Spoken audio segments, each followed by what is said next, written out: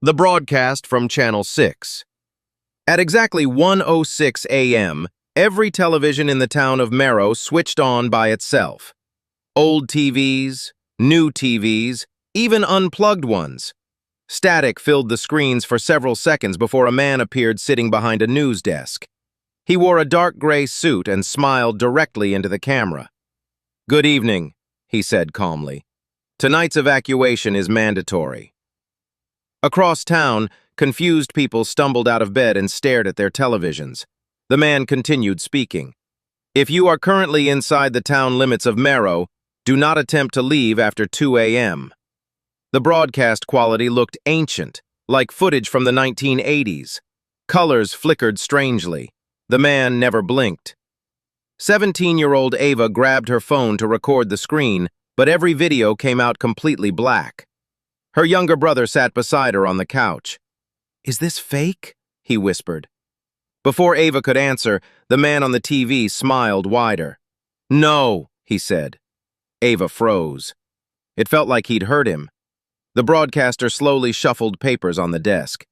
"We would also like to remind residents not to acknowledge individuals standing outside their homes tonight." The screen briefly glitched. For half a second, the man's face appeared stretched unnaturally long. Then it snapped back to normal. Ava's mother grabbed the remote and shut the television off. The screen instantly turned back on. The man was still smiling.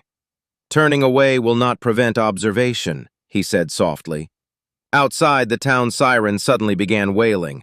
A low mechanical howl rolled through the streets. Then came the knocking. Doors all across the neighborhood started rattling simultaneously. Slow, rhythmic, almost polite.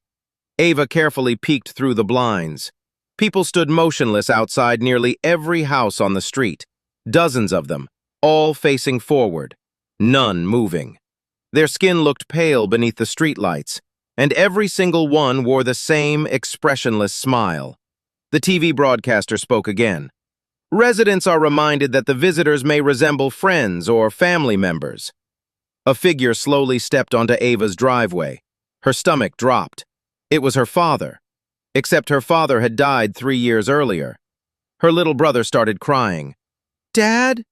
Instantly, every person standing outside the houses turned toward Ava's home at the exact same time.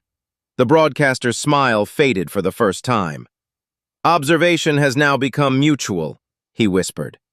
The lights in the house went out. Outside, all the smiling figures began walking toward the front door together. Then the TV screen changed.